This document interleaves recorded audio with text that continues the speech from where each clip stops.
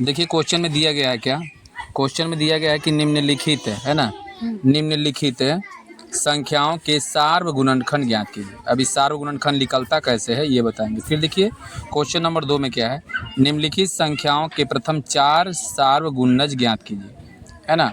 फिर निम्नलिखित में से कौन सी संख्याएं सहअभाज्य संख्या है। तो ये पहले हम समझाते हैं कि कौन सहअभाज्य संख्या है और सार्व गुणनखंड क्या होता है। तो पहले हम सार्व गुणनखंड निकालने के लिए सिखाते हैं। देखिए पहले आपको समझ लेना है कि सहअभाज्य संख्या किसको बोलते हैं। देखिए आपका एक एग्जाम्पल दिया गया है, उदाहरण दिया गया है। निम्नलिखित, देखिए क्वेश्चन में बता रहा है कि निम्नलिखित में से कौन सी संख्या सहअभाज्य संख्या है। अब सहअभाज्य हमको जानना क्या है, तो सहअभाज्य कहते हैं कि पहले गुणनखंड निकालेंगे। जैसे मान लीजिए कि हम निकालते हैं गुणनखंड 18 के 81 के, है ना। देखिए क्वेश्चन में जो आपका दिया गया है देखिएगा बढ़िया से। जैसे हम मान के चलिए 81 के निकालते हैं, तो 81 और 16 के सारे गुणनखंड निकाल के पहले देखें। तो सबसे पहले देखिए 81 के हम गुणनखंड निकालेंगे, तो 1 से भी 81 कट जाएगा, 3 से भी कट जाएगा, 9 से कटेगा, 27 से भी कटेगा और 81 से भी कट जाएगा। इसी तरह से 16 का गुणनखंड निकालें तो इतना आया, है ना। मतलब आपको ये देखना है कि कितना कितना से ही कटता है, ठीक। तो देख रहे हैं यहाँ पर दोनों में फिर मिलाइए कि कौन कौन मिल रहा है। दोनों में देखिए 1 मिल रहा है और कहीं मिल रहा है नहीं मिल रहा है। तो स्पष्ट है कि 81 और 16 के सार्व गुणनखंड 1 हो गया, ठीक। बात रहा यहाँ पर सहअभाज्य संख्या के, है ना, ठीक है। तो सहअभाज्य संख्या किसको बोलते हैं, यहाँ पर हम कह सकते हैं कि इसलिए 81 और 16 सहअभाज्य संख्या। क्यों, क्योंकि जिसका गुणनखंड केवल एक ही को मिले, दोनों में जिसका एक ही को मिलेगा तो वो सहअभाज्य संख्या कहलाएगा, है ना। क्या कहलाएगा, सहअभाज्य संख्या। जैसे 15 की हम बात करते हैं तो 15 के गुणनखंड देखिए निकालते हैं। तो 15 बताओ कितना कितना से कटेगा 15। तो देखिए 15 1 से भी कटेगा, 3 से भी, 5 से भी और 15 से भी, क्योंकि 1 से भाग दीजिएगा 15 में तो कट जाएगा। 3 से 3 पचे 15, 5 से 5 15 और 15 से 15 का 15। तो चलिए 15 का ई गुणनखंड हो गया, ठीक। ये वाला गुणनखंड हो गया, देख रहे हो ना, ये गुणनखंड है।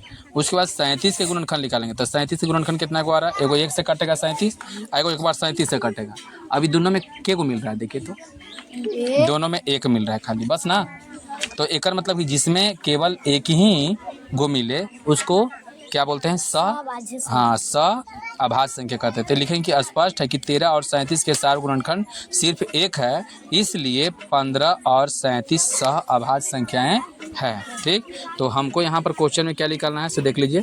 देखिए निम्नलिखित संख्या के सार्व गुणनखंड ज्ञात कीजिए।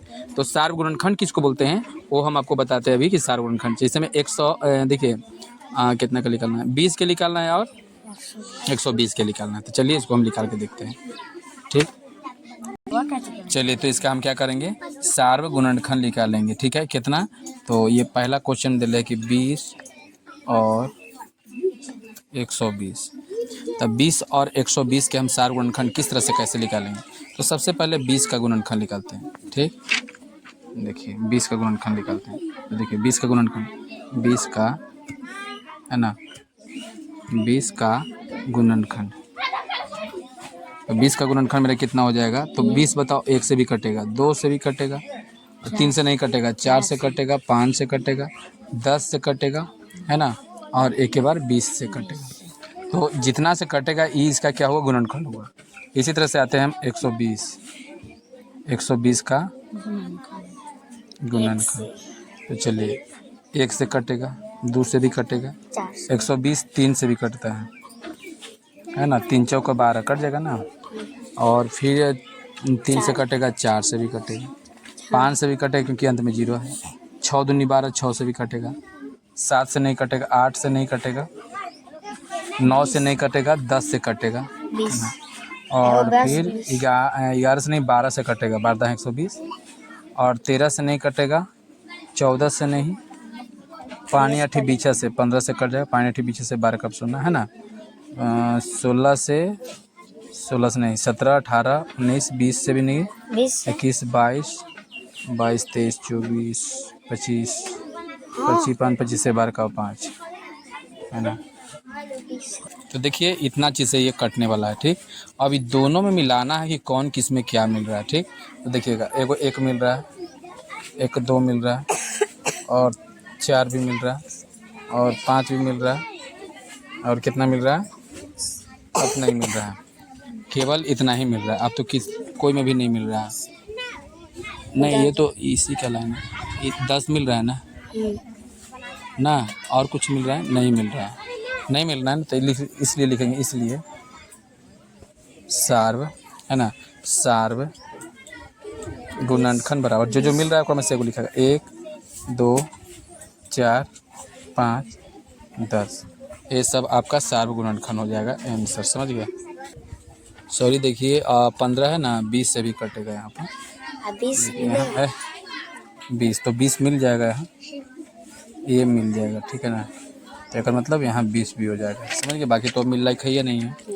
तो ये सब है सार्व गुणनखंड आपका है, समझ गए? सार्व गुणनखंड, कोई दिक्कत नहीं ना। तो देखिए इस तरह से आपका बनाया हुआ है, इसे समझ लीजिएगा। यहाँ पर क्वेश्चन नंबर 2 में देखिएगा, क्वेश्चन नंबर 2 में क्या दिया गया है।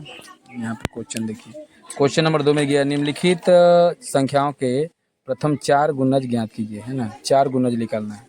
जैसे मान के चलिए आपका है क्वेश्चन नंबर 2 के कितना 3 और 4 का, ठीक है ना। तो 3 और 4 का कैसे हम निकालेंगे देखिए। तो गुणज निकालने के लिए आ जाएगा, जैसे 3 का गुणज पूछ रहा है पहले, तो लिखेंगे 3 का क्या लिखेंगे, तो 3 का 4 गुणज, है ना। 3 का गुणज, तो 3 का 3 है ना, पहले 3 लिखेंगे, 3 का 3, 3 6, 3 3 9, 3 चौको 12, है ना। तो देखिए 4 को हो गया, 1 2 3 4, खाली पहाड़ा लिखते चल जाओ, वो गुणज हो गया। और इसी तरह से 6 का गुणज, है ना। 6 का गुणज होगा तो कितना हो जाएगा, 6 का 6, 6 दूनी 12, 6 3 18, 6 चौको 24, ये गुणज हो गया, समझ गए? हाँ, 3 का 3 देखिए, 3 का 6 3 9, 3 चौको 12, 12 लिखाएगा, 15 नहीं लिखाएगा, अति 5 नहीं लिखाएगा, 5 लिखा गया। तो चलिए बताओ यहाँ तक समझ में आया कि नहीं आया? ये गुणज लिखा गया हाँ। और उसके बाद फिर क्या करना है आपको, दोनों में देखना है कि कितना गुणज मिल रहा है ना। गुणज भी निकालने के लिए बोल रहा था ना।